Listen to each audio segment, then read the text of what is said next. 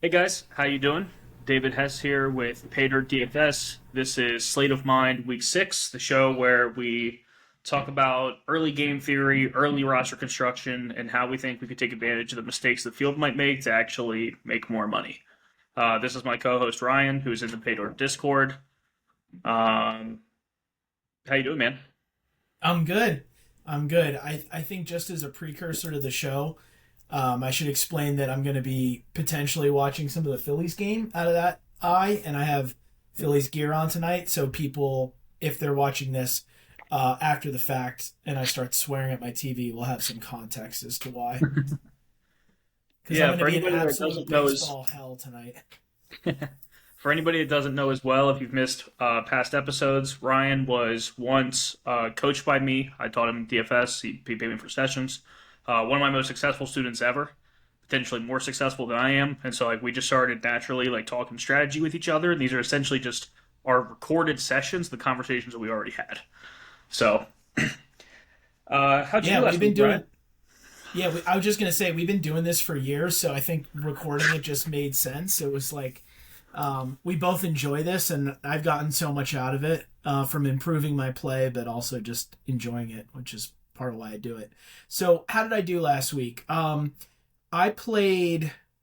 I want to say like 4 or 5 lineups. I did some single entry, three max, smaller field stuff because I was traveling, so I didn't have an optimizer or the portfolio manager. My best finish was, let's see, I think I finished, I don't know why I can't find it, 25th out of 1,000, essentially, in a single entry. Scored 207, was really happy with the lineup. It's the lineup I least wanted to play. Because I went through the week identifying some of the stacks and constructions, and each lineup had leverage, direct leverage in it.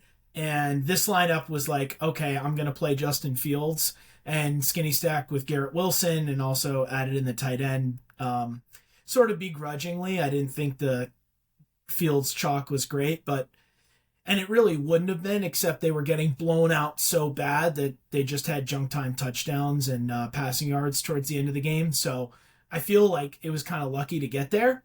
Um, but the cool part about the lineup I built was that I used Chase, very low on Jamar Chase and Amon-Ra St. Brown for um, a different strategy off of using JSN, who wasn't in the lineup. Jamar Um, Chase was, if I'm not mistaken, also a pivot, right? That you actually did like a late swap, a late swap. No, I actually late swapped Chase in another lineup that ended up min cashing. This was my intention to use this all along because of how much other chalk I was eating with Fields and Rico Got it. Dowdle. Yeah. So I Yeah, had a I good. I mean, I had a. actually. Go ahead. So I was just gonna say I had a slightly profitable weekend. Was happy with some of my constructions.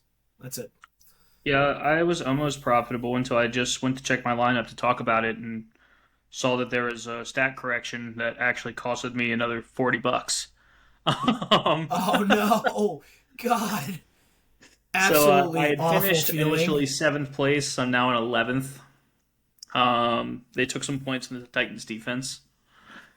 But on that, there was a afternoon slate. I overstacked the Tampa Bay game, which I didn't realize Baker was going to be 6% on a 4 game slate, or I might have, just not overstacked and played Lad McConkey over Chris Godwin, which would have put me in first place. Right. Because for reference, with the overstack, I played Baker, White, Godwin, and Igbuka with Yep. JSN. And so, like, really, the optimal play would have been to play one of the Chargers receivers over Chris Godwin. But because I didn't know that he'd be 6%, I played all of them. I also And hit you did on not play Rashad 1% White. Calvin Ridley for a 131-yard game. And then That was Sam Laporte awesome. in it as well, who was like the least owned version of the Lions, so that kind of popped off. Yeah, So, and you faded Rashad White like you because you stacked the Bucks passing game, right? no, I played him with White. Oh, you played him with White. Okay. Yeah, I played the whole offense, essentially just saying that Tampa Bay would score a ton of points, which they did. Which is really nice, by the way, on smaller slates. On smaller slates, a lot of people will still play by the rules and do like a quarterback with 2 pass catchers. But if you can Mm-hmm. identify which game is going to pop and play like 6 of them, if you pick the right game, you win oftentimes. So just like a side note on small slates. Yeah, and some of the other games that were garnering a lot more ownership failed. I'm trying to remember in the late slate what was where the chalk condensed around. Um, It was the Detroit game, yeah, Detroit, Cincinnati, which and didn't fail really. It was just that the thing with Detroit is very often one person doesn't just pop off. right, It's like it's so spread out. Amon Ross scores a touchdown, but at his price, you don't get there. Jameer Gibbs scores a touchdown at his price, he doesn't get there. right, Jameson Williams did have like 4 points. He like legit failed. yeah, and he was like an awesome play. Yeah, I mean, like he's one of those guys that you just play every single week and you hope, and you And know that he's he's gonna going to burn your smash the lineup ceiling at some 15 point. times a Yeah, year. But on that one week, you should win some money. Hopefully you pick the I right mean, I stack. think yeah, yeah. There's so much in the Lions' offense. It's not condensed. It's spread out so much. So yeah, those were. I don't think those were the winning lineups in the late window. It's just too much you had to get right. And Amon Ra's the natural stacking partner with Goff, and he had 21 points and underwhelmed. You didn't want him at his price for that. So I hate playing Amon Ross St. Brown, by the way, because I feel like he needs like 12 catches to get there. he's Detroit's version of Lad McConkey. Drake London, like they're all the same dude. Michael Pittman, Slot. Do they all play out of like the slot? no, but they are all volume catchers where they're A dots like 8 yards in instead of like 14 or 15. So a lot of times you don't get like the big play with them. And so like for those really expensive guys to get there like that, they need to score multiple touchdowns or have like 10 to 12 targets. Right, because their air yards are low, so you're just counting on the volume and the touchdown equity. Exactly. Yeah, So I don't typically play those guys when they're chalk and expensive. yeah, I played a lot of Jameer Gibbs last week, which didn't pay off, by the way, but like, it's how I handled it. yeah. Cool, How did you man. play? Well, go ahead. I was just gonna ask if you had any thoughts on the overall slate and how your constructions were and what your approach was to it. If there was anything, let's say, were there any lessons that we took away from last week? I actually think I played it really well, man. So, like, as you know, they don't know, but I fully faded Rashad White on main slate. I I know. played I couldn't believe it. absolutely I kept looking. zero. I Yeah. played 40% Rico Dowdle, though, because I thought that he had a better matchup and, like, less people wanted to play him. Um, so, yeah, I mean, I played a lot of Justin Herbert, and, like, Herbert didn't really get there. So like maybe not the best stacks. I said early on though that Seattle Tampa Bay is like one of my favorite games, and then like I kind of talked myself off of them throughout the week. And so like it really just came to like I felt like it was the right builds, but I didn't have enough belief in them, I guess. Okay. So like no, not really any huge lessons for me, man. Honestly, like I said, it was one of those weeks where like I felt like I played it right. It just wasn't the right combination. Got it. Okay. Maybe I wish I would have played less Justin Fields. Because like I essentially took 25% of my lineups and said Justin Fields is going to get there, and then I played zero Jets on all the others. Hmm. So Yeah, I yeah, begrudgingly played Fields, and that was my best performing lineup. So I think in smaller field that was fine. I think something I did well was each lineup. I only built like hand built a few of them. Each of them told a story where, in some cases, um, I had pieces from the Indianapolis passing game. So Jonathan Taylor wasn't getting there. Taylor smashed. So in that circumstance, I yeah. I was gonna needed say I actually would have liked to have more Jonathan Taylor. We actually talked about him on the show as like the only thing to pay up for, and of course he blew the slate up. So yeah. Yeah, you also had some exposure to Miami, which was pretty cool, and a condensed passing offense. Those stats yeah, I played performed a pretty lot. I well. actually played 35% Darren Waller last week. Darren So Waller, more like it. But yeah, man. I guess as far as the week 6 slate, what's like your first thought? What's like the first thing that you were looking at? Kind of like where'd you get started, and what's that looking like? I always start with the team totals and the NFL research sheets on Paydirt. Just want to get a sense for sort of what the overall picture of the slate looks like. But there's plenty of games with high totals. There's 4 games that are right around 50. There's some really nice implied passing touchdowns. But for me, you just have to acknowledge last week there was unlimited value at running back. In particular, we just had so many cheap running backs that projected well. Pricing has gotten tighter this week, and there is going to be more fragile chalk, and it's going to be in the mid-range. And there's going to be some risk aversion in some of these lineups. And I think with some fragile chalk in the mid-range, it's going to give us an opportunity to have some different constructions there and find alternatives to, value plays that may not project as well. So that's just the biggest thing is there's last week you could literally have 4K guys in your running back. And this week you're looking at, I think, a lot of ownership in the 5,000 to 6,000 range. And I think could be a little bit of a sharper week. Yeah, so it's funny. I started off thinking the same thing, by the way. So I was first looking. I think Puka and CMC are probably the two best plays on the slate. They're really hard to get to though, especially together. You almost can't. You have to pick one or the other, unless you play a cheap quarterback. And so to me, there's one of two build paths that's going to happen in form as chalk, and I'm just going to do whichever one doesn't. By the way, people are either going to play balanced builds where you have a whole bunch of 6K players with upside. And you say CMC and Puka probably don't get there, but Devontae Adams and Kendrick Bourne might. Or they're going to play Bryce Young and Joe Flacco and Spencer Rattlers maybe I think the field's going to go that way. By the way, I think Bryce Young's probably the chalkiest quarterback on the slate by the end of the week. He's back in the Justin Fields position, playing against the Dallas Cowboys. I think we see Bryce Young, Tedero McMillan, CMC, and Puka. I think that 4 combination will probably be the absolute chalkiest thing that anybody plays by the end of the week. Okay. I knew Puka and CMC would garner a lot of ownership. I was curious if Bryce Young would. I mean, it's the nut matchup. Like I said, it's just as you go down the list, man, there is no value. We don't have a single running back under 6K that you could play. You could coin flip 55 and 5,500, 5,400. Haskins or Vito for the Chargers and hope for the best. Outside of that, there's 0 playable running backs under 6K. And so the point that everybody's going to get to is, do you want to play cheap quarterbacks or cheap wide receivers? And I think just sharper as a whole is cheap quarterbacks because they still have a higher price range or a higher floor than cheap receivers do.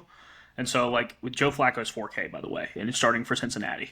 So you can also play Joe Flacco and Jamar Chase for 11K. So that's something that I think is very plausible. I think we'll probably see cheap quarterbacks and cheap tight ends this week with balanced builds to get up to CMC and Puka.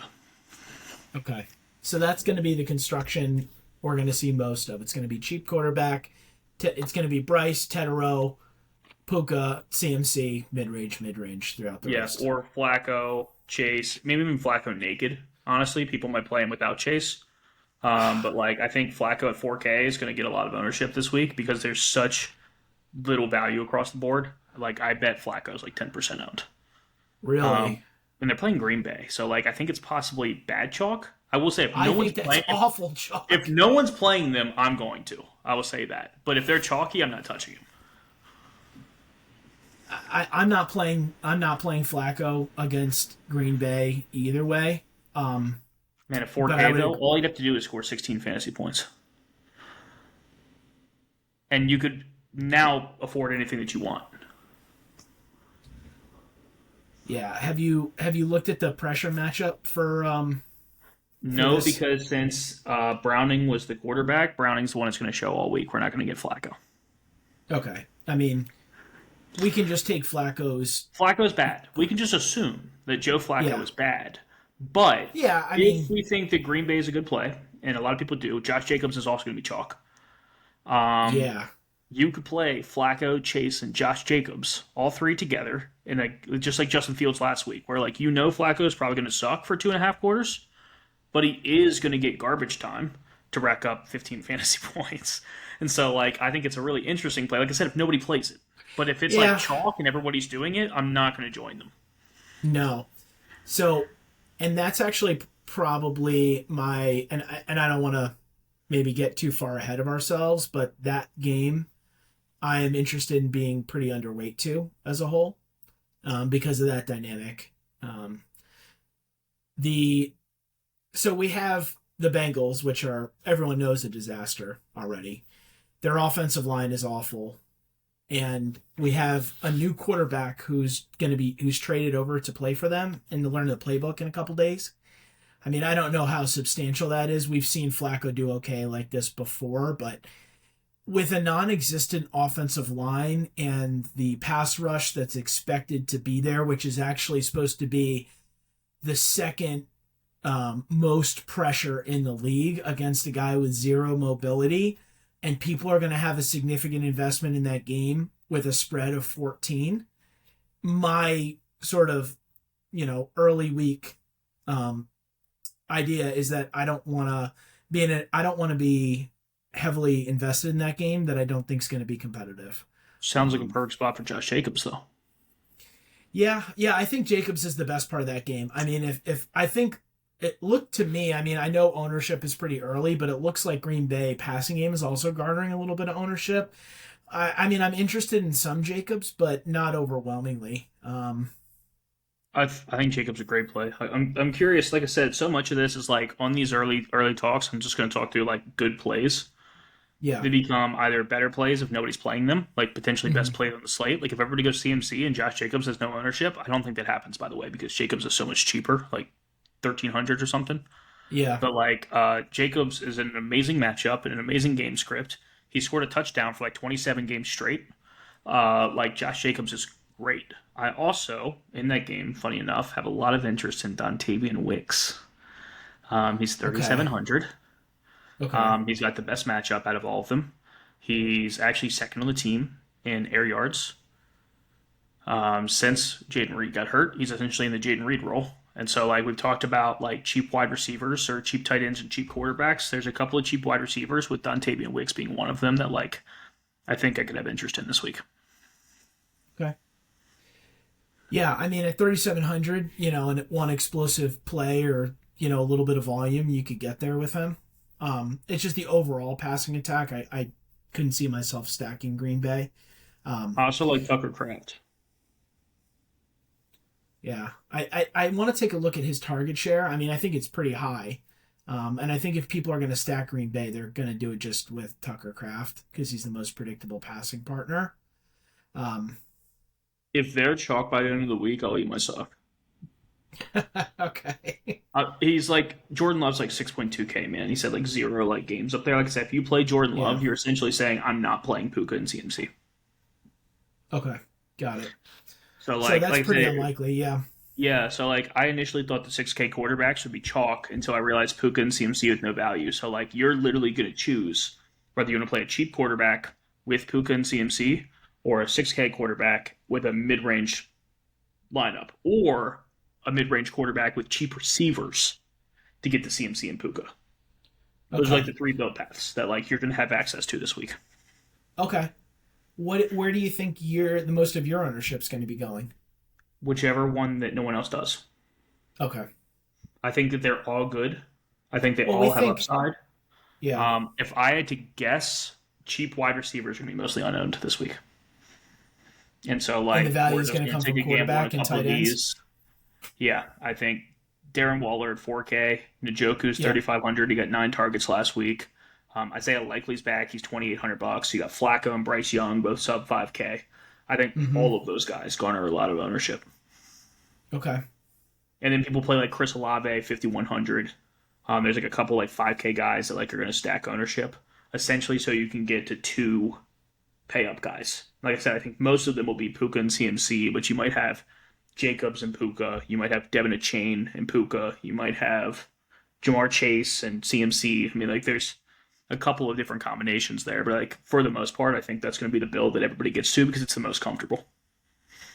Yeah. I mean, clicking CMC and Puka is going to feel comfortable. Have you tried building the lineup with them yet? Yeah, And Bryce Young, is it doable? yeah, it's stupid. Okay. The Joe Flacco lineup I built, just for reference, let me talk through this real quick. um, Yes. Tell me more about 4K Joe Flacco, who's going to be absolutely murdered by Micah Parsons this weekend. So you're able to build Joe Flacco, Rico Dowdle, Rashad White, Jamar Chase, Puka Nakua, Devontae Wicks, David Njoku, and Christian McCaffrey all together. 3 pay-ups. Okay. And I would imagine, oh geez, Betts hit a triple. I didn't even know the Dodgers had fans. There were people there waving blue towels. Okay, so if Bryce is the option who's more expensive than Flacco, you're probably getting 2 of those, which is going to be CMC or Puka together, Yeah, right? yeah. Okay. And then for reference, just I talked to this more. I built it like a 6K lineup, and you can only really get to Josh Jacobs and Puka, but you can't get to CMC. And like I think that's the thing, right? So like the big decision on this slate is going to be: do you want to play CMC? Do you want to play Puka? Do you want to play both? Mm-hmm. And the most popular option is going to be both. I think so, just because we have the cheap Yeah. quarterbacks. Like I said, if we Okay. didn't have Flacco show up, then like Bryce Young would have been Justin Fields last week with like 25% ownership. Like I'm pretty sure of it. And people probably would even talk themselves into like Spencer Rattler. Um, like you can play Rattler and Olave for 10K. So Yeah. like people probably talk themselves into that as well. I could But see like Joe talking myself Flacco into showing it. up at 4K, man, like I think he ends up with so much ownership just because there's no other value on the slate. Yeah. Well, I'm going to be happy not to play him then. I think it's interesting though that we know. I'm just thinking kind of early week constructions. Have you thought about from a construction standpoint what you might want to do different? It's hard to know, like I said, until I actually see it. Like I said, if I had to guess, the biggest thing will be cheap wide receivers are mostly unknown. You've got guys like Kendrick Bourne, Malik Washington, Alec Ayamanor, Torrey Horton, Dontavian Wicks. Like all of these guys are like guys that you can put as a part of your stack that should have like no ownership. That will essentially allow you to do the same thing as the cheap quarterbacks, but they come with a wider range of outcomes, so people are going to be more afraid of them. Well, let's not be afraid of it. No, like I said, I think there's a lot of popular stacks where there's some merit to playing some of those guys. Speaking of stacks, we kind of talked through that. What's your early look and like who you think your favorite stacks would be? Yeah, I did some of this. Um, so one I'm interested in, which I think it would be definitely a unique construction from what we just talked about, is I'm pretty interested in Buffalo, and I'm not sure if I would put them as my favorite, but I would say Buffalo, New England, Dallas, the Seahawks.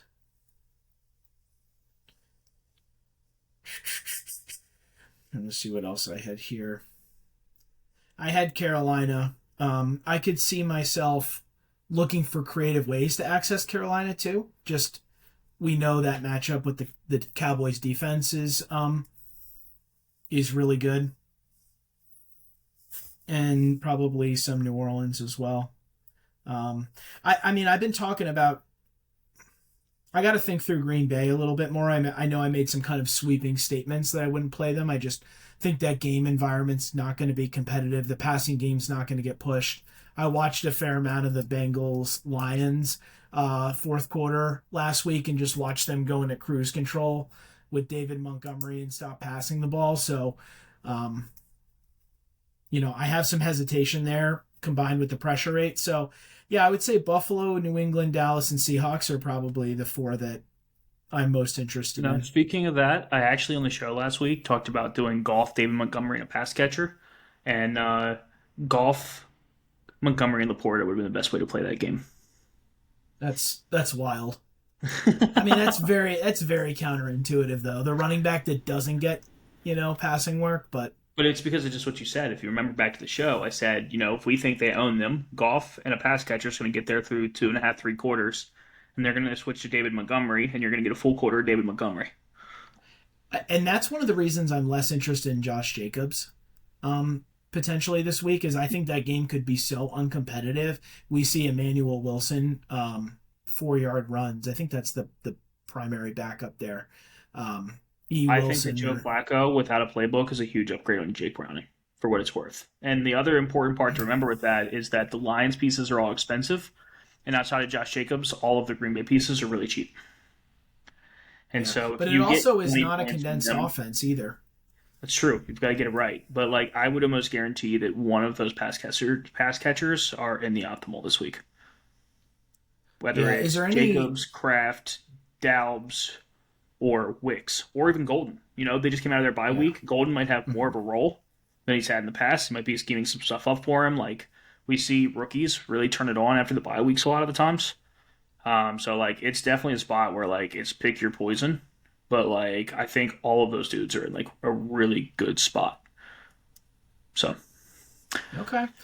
Yeah, I think I'll definitely want to dig into the target share for Green Bay, see if, you know, can help us to make some decisions. I mean, if you're playing 60 lineups, which is not unusual for you, that really gives you the opportunity to, spread that out and attack Green Bay in a number of ways.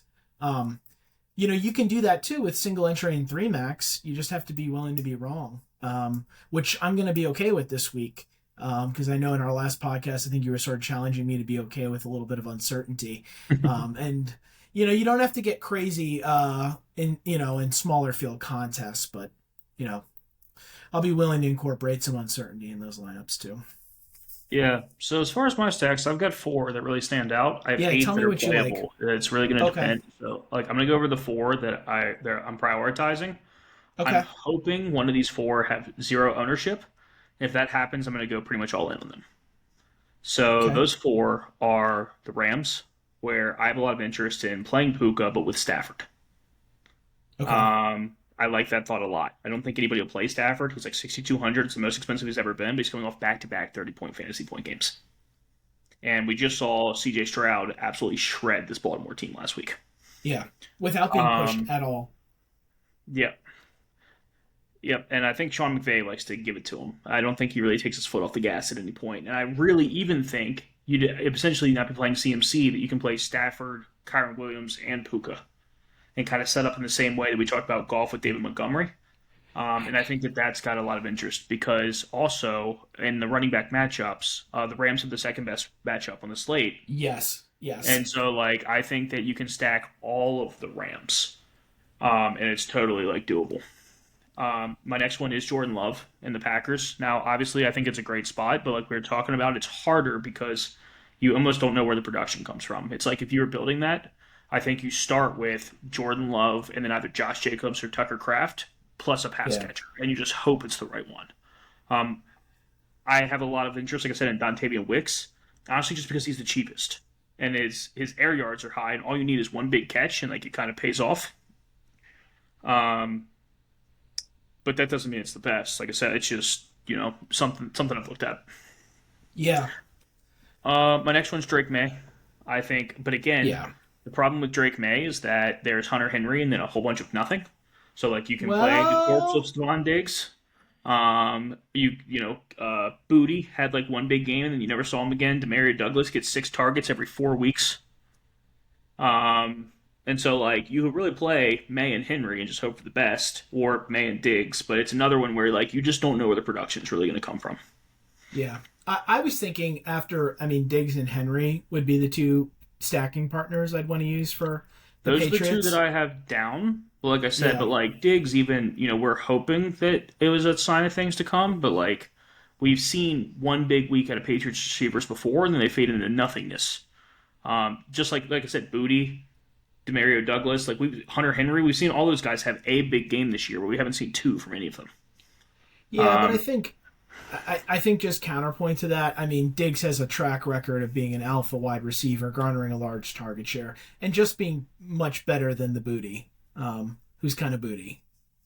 but he just tore his ACL, and he's 31 now, and probably a little slower. Okay. So, like I said, we'll He see. looked Like I all said, right. I He think looked all I right think the Sunday. Patriots are in a good spot, though. I think it's a good spot. I'm curious to see what happens with it. My last one of the big four is Seattle and Sam Darnold. So I told you that there's a couple cheap wide receivers I like. One of those is Torrey Horton, Or the rookie yeah. from Seattle. I think that you can play Darnold, JSN, and Horton relatively easy, and in that matchup they bleed fantasy points to outside wide receivers, which typically in this offense we see Jason and Horton on the outsides and Cooper Kupp plays in the slot. And so like I Yeah. don't want to play Cooper Kupp. I want like almost no Cooper Kupp, but I think that Torrey Horton is an add-on to that to get a cheap part of your stack makes a lot of sense, and then also gives you that roster build that we talked about by having a cheap receiver. So those are like my four big ones. Like I said, I would love for one of those to come in like really, really low owned, and like I'm just gonna smash it. But outside of that, I'll like speed run these a little bit. I also like Dallas, Tampa Bay, Miami, and Cincinnati. Oh, Cincinnati. Like Yeah, I I mean said, we had it's a just so lot of cheap. the It's just same. so cheap Yeah. that like if no one's gonna play it, like I will. Okay. Like Joe Flacco sucks. It's not a great game, but like if Green Bay is gonna be really chalk and no one's gonna play 4K Joe Flacco, like I will. Yeah, I'm gonna have to think through that a little bit. I need to think through that game as a whole, some more. I just from it, if it's going to garner a lot of ownership, that game, I'm going to lean towards it not being competitive, and not being something I want to be Almost targeting said a the lot of same thing though, ceilings. man. And you saw what Jamar Chase did last week with Jake Brown. Yeah, and that was a much different matchup. The Lions defense, their passing defense, their pressure rate, much better matchup, and they By the were at time a home. team's up 30 points, they're not going all out on defense anymore. It doesn't matter. Yeah, Like I say, it's just like the Jets and Dallas, right? If you think they thump them, and as long as Cincinnati doesn't take their starters out, it doesn't matter. I mean Zach Taylor's fighting for his job, so and they just traded assets to acquire Joe Flacco for some reason, so I don't think they're pulling anybody. Listen, I could be wrong about that. I just as I'm thinking about ceiling that I want to target, I want competitive game environments, ones where they're going to be pushing, there's going to be lots of scoring. You and I both landed on the Seahawks, by the way. Yeah, I don't know if everyone's caught up to how bad the Jacksonville passing defense is. Yeah. Yeah, it's interesting. And like I said, the other three, man, are really just spots where we talked about chalk, right? We talked about Carolina. And so Yeah, to get access to Carolina, you can play Dallas. You did that last week. It worked really well. I don't think people are going to continue to do it until CeeDee Lamb comes back either.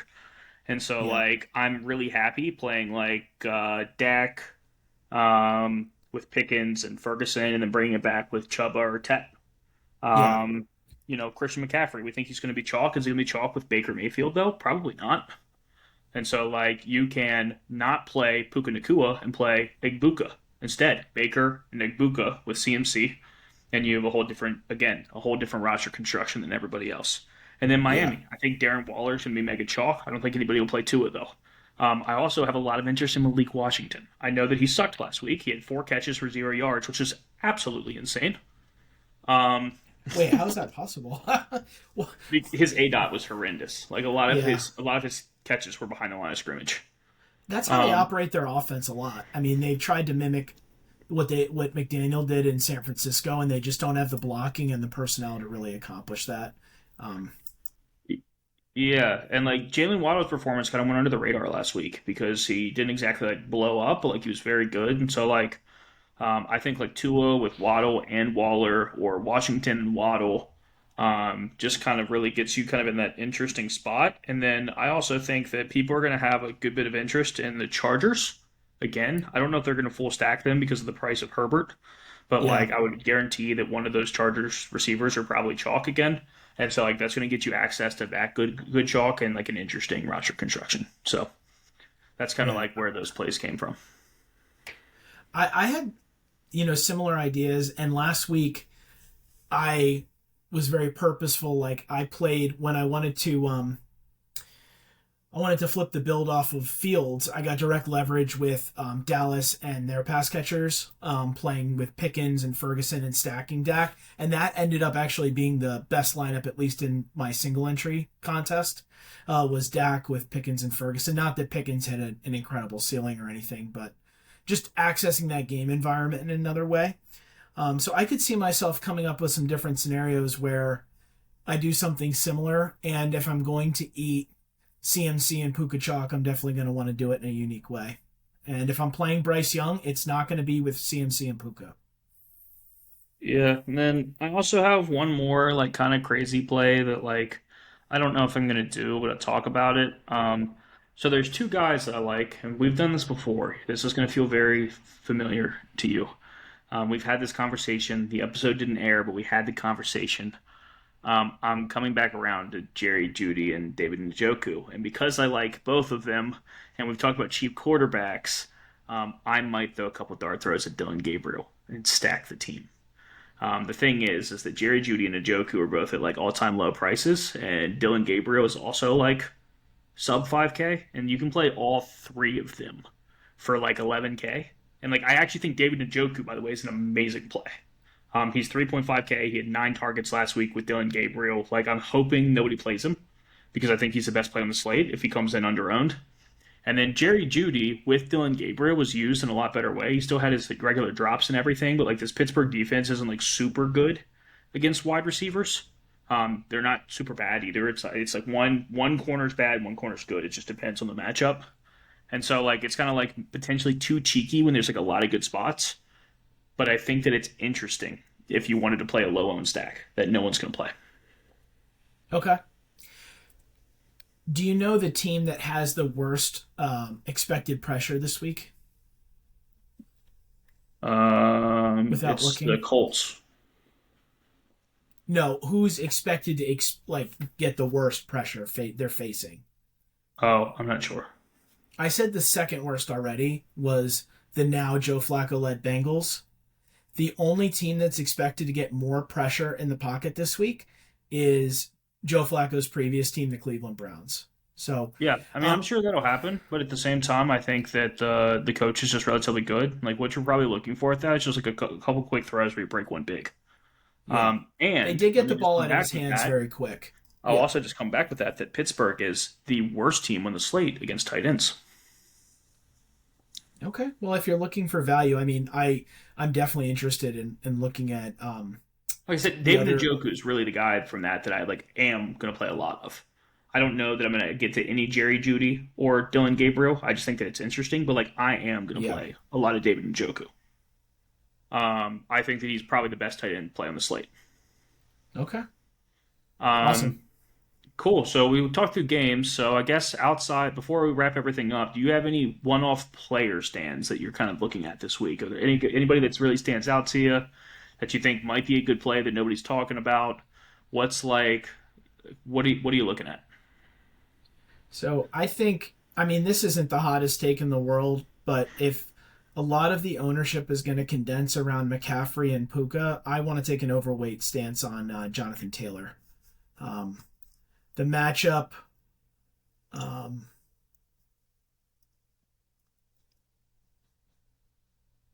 just looking here. Yeah, perhaps I was looking at last week. No, I know what I was looking at. So I was looking earlier at the Cardinals defense, and they actually have the worst. They have some of the worst rush defense in the league. Part of the reason that we haven't seen that really show up as much in the box score because their fantasy points against haven't been as high. They don't rank as high in that, but the reason is that you have to adjust for their schedule. The teams that they played were the Saints. I'd have to go back and look, but they've had a very easy schedule so far. The Titans. So rush success rate for them, they're actually 32nd in the league. Rush EPA versus attempts is 21st in the league. Overall defensive DVOA is 25th. I just think that flew under the radar a little bit, and the Colts have one of the higher implied totals this week. So I'm interested in getting access to that game, but I'm interested in taking an overweight stance if on Jonathan Taylor. Interesting. So I've got a running back, a wide receiver, and a tight end that I'll give you that I feel these Okay. are. If I would play these guys whether they're chalk or low owned, if they're low owned, I would have probably 50% of all of them. Running Okay. back, Ashton Jeanty. We saw what happened last time he was in a good matchup. Then he had like an average matchup. He also saw like 7 targets last week, which is like a really good sign that we haven't seen in the past. And he's got a good matchup again. They actually have the third best running back matchup on the entire slate this week. Um, Yes, they against, do. yeah, Yeah, the I don't remember Titans. who they. Yeah, the Yeah, they're Titans, who facing the have like Titans. also 30 two points a bad game. teams. They really don't have anything. Yeah, And so even on the back end of that, as a secondary game stack, I really like the idea of Ashton, GT, and Alec A. Minor. I think this is the game that Alec finally breaks out. That's not my wide receiver play, by the way. It's my receiver play is a little bit more obvious, but like I think A. Minor is a really great play, especially with the secondary stack of GT. I love My that. And yeah, the Raiders are giving up 40 fantasy points a game to wide receivers. I mean, and he's garnering a pretty large target share. And he's like 3,000 something. yeah, he's like 3,600, and like I said, because everyone's going to play cheap quarterbacks and stuff, I really just don't know that everybody gets there. Yeah, So like I like that idea a lot. I think that's like a yeah. really sharp secondary stack that I have a lot of interest in. My wide receiver play is actually Jackson Smith-Njigba, who, because he's also so expensive, and you're probably picking him over Puka Nakua, I don't Yeah. think that a lot of people are going to play this week. He's got the second best matchup against Jacksonville for expected fantasy points out of any wide receiver. Carolina's number one, and for reference, the Rams are like I don't know, like fourth or something like that. I don't remember. They're a little lower, Against but wide yeah, receivers or running against two? wide receivers specifically. Yeah. The Rams. Like the Let's Rams, see. I'm talking about Baltimore against the Rams. Sorry. So Yeah, Baltimore's got kind of a mid-range.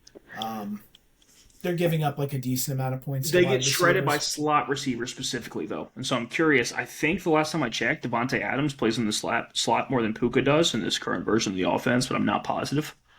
That's not really. I'm not fading Puka, by the way. It doesn't really matter. But the reason I brought it up is because JSN is right next to him in pricing, and so everybody that gets to Puka is not going to get to JSN. Or the other really interesting thing I think is to fade Christian McCaffrey and play Puka and JSN together, I like two that high better. priced wide receivers instead of the other two, because we have Rashad White and Rigo Dowdle, who are both 6K again, and they're both Yeah. like good plays. And so like I think you can play two 6K running backs, two high priced receivers, and probably have another different build. But yeah, JSN is my like wide receiver play of the week. And then I talked to David Njoku already, but there is another cheap tight end that I have some interest in, which is Isaiah Likely. I know that like Cooper Rush is here and he like sucks and everything else, but like I think that bad quarterbacks target tight ends quite a lot. And while the Rams are relatively good at a lot of things, they actually get kind of crushed by tight ends that line up like as receivers. And so Mark Andrews probably plays in line, and Likely probably plays split out wide a little bit more, and he's 2,800 this week. That would be thin for me in smaller field stuff, but I could definitely see that being. I mean, Like I he's said, so athletic. like Yeah. you're gonna have to get to a point where you're playing Kendrick Bourne or Isaiah Likely or Joe Flacco. Yeah. I'd like to find out what's behind the fourth door and play Alec Amanor, because I think But that one like, do you is. want a lot of AM and Nor? Because I don't. It's like I'm probably comfortable with like 15-20%.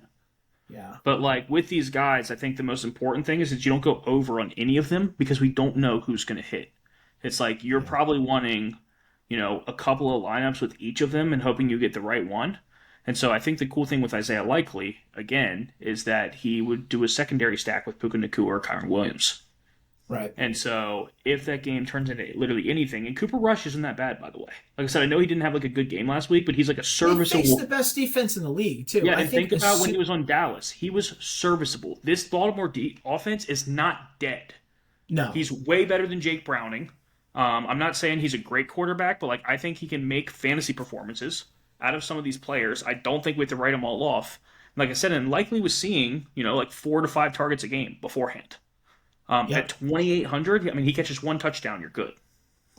And one of the notes I had down too was if you're playing Puka, you should consider a bring back as well. I think that's another way that would be. I mean, we've all after 1 week written off the Ravens offense as not being able to do anything.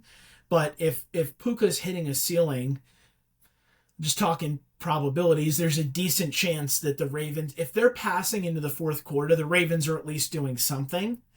And I think if you're running Puka, no most people are not going to have any kind of bring back. I think that could be a Yeah, sharp way so to I do it as especially well. like Stafford, Puka, Kyron, and Likely is my last piece because he's 2,800. Yeah. The matchup for Kyron is amazing, by the way, too, and he's priced way down. Um, the other thing too, if I wanted to mention in terms of players, Kyron Williams and Javonte Williams, who are both 6,300 and 6,400, have incredible matchups and projections this week. So if I'm looking to flip some builds, perhaps not paying up for an AK running back. I know I said I like Jonathan Taylor quite a bit this week because of how bad I perceive that Arizona defense, but I think another way to be unique could be stacking two of those mid-range guys and having two expensive wide receivers and maybe paying up at quarterback. I mean, if I'm going to be playing Josh Allen, then I'm going to need to get value somewhere else. Josh Allen's not on the slate, by the way. He's not? No, he plays like Thursday or Sunday morning or something. No, he doesn't. The top quarterback that you have access to is actually Baker Mayfield at 6,600. When does Buffalo play? I Are they? Wait, went to look because they're on Monday night.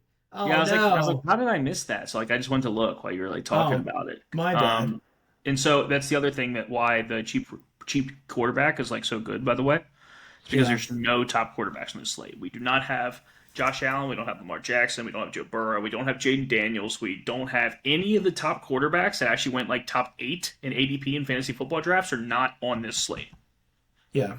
And so essentially, all you need is for Baker, Dak, Stafford, Herbert, and Love to fail. If the 5 of them don't put up 30 points, a cheap quarterback is going to be optimal.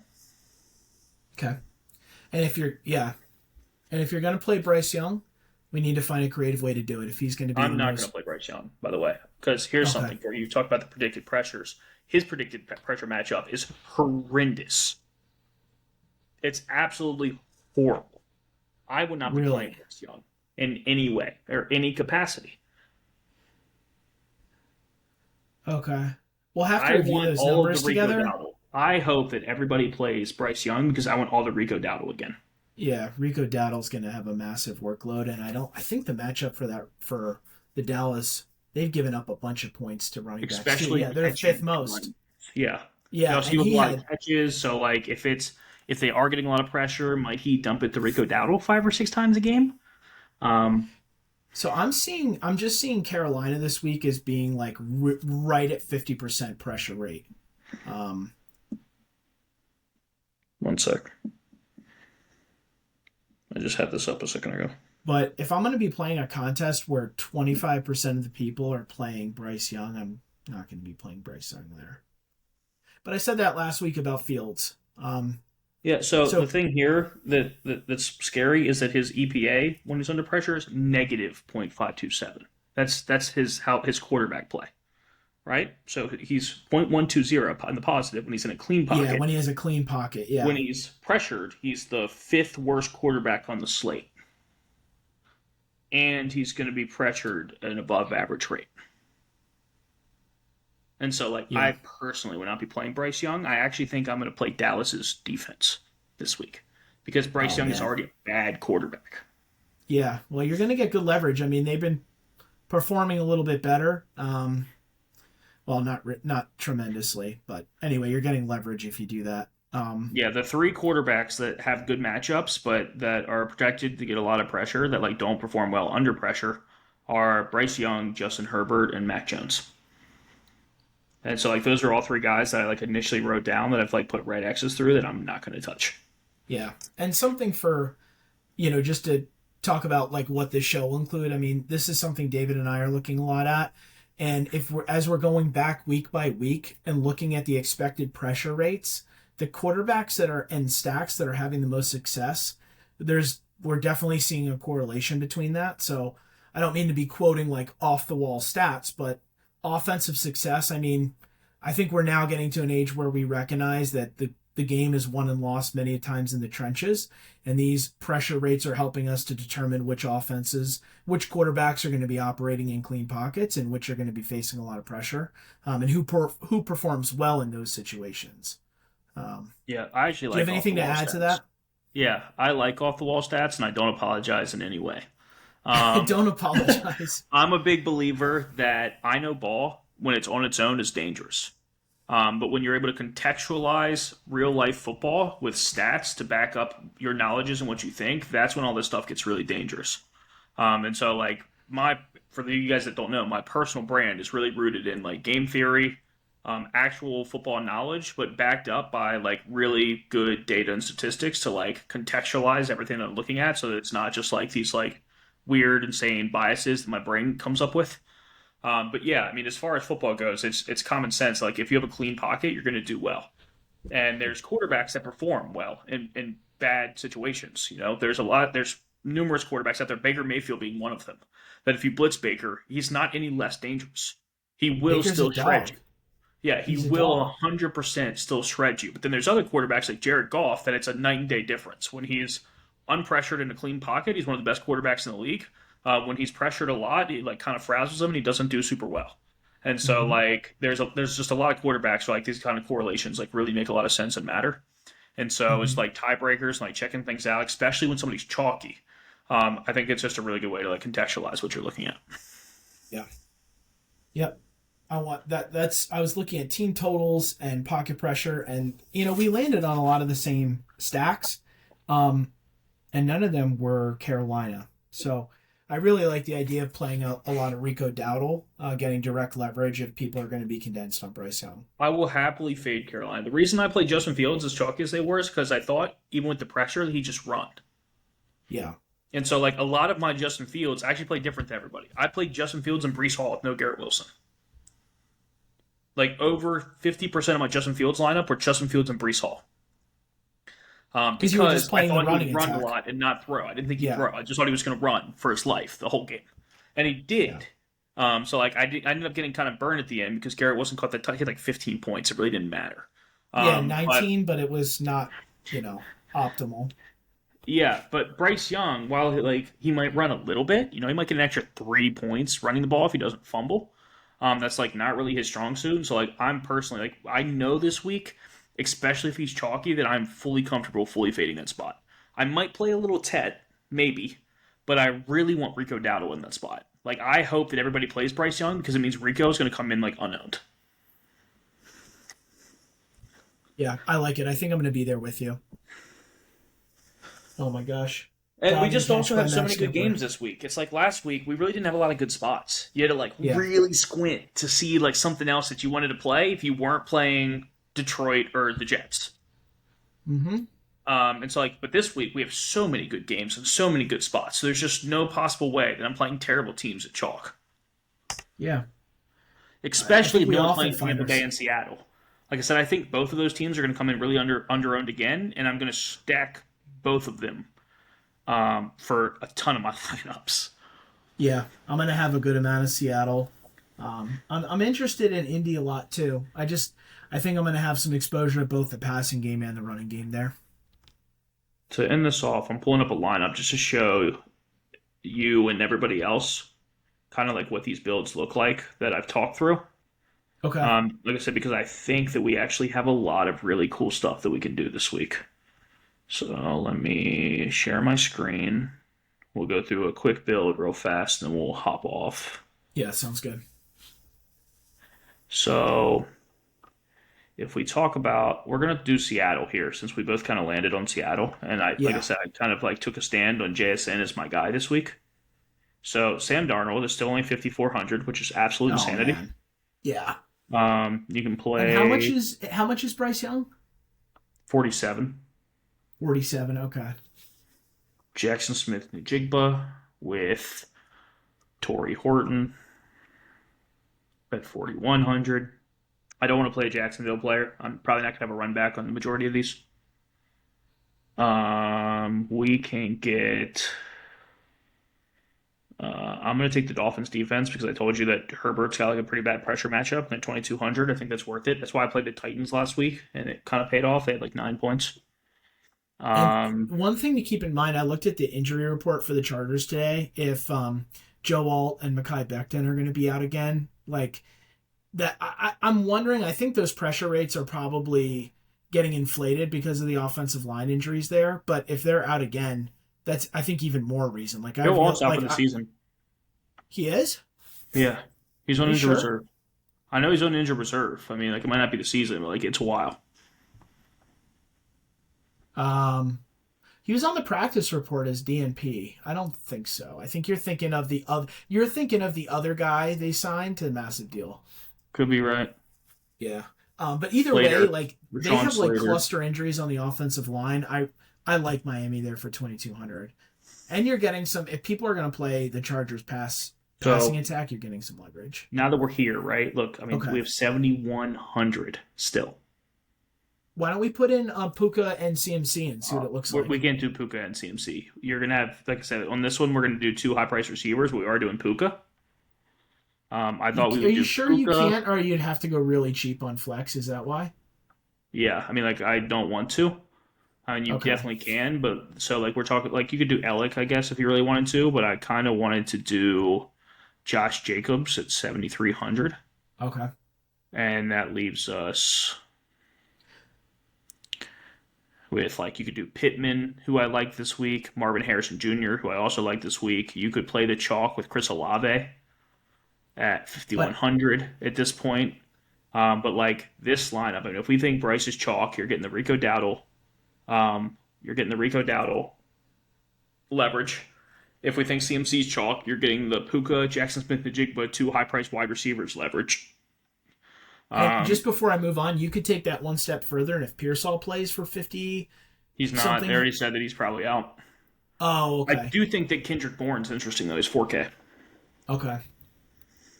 Um, Gotcha. Okay, I was just thinking of the leverage that could be gained. I mean, that would be like really large field to then do that, but okay. So yeah, for then you eat some sure. more chalk with Olave.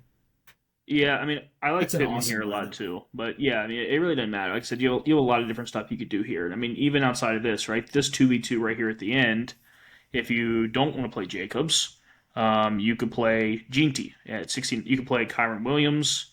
You could play Ginty. You could play Javante and like Yeah. stack it back up that way.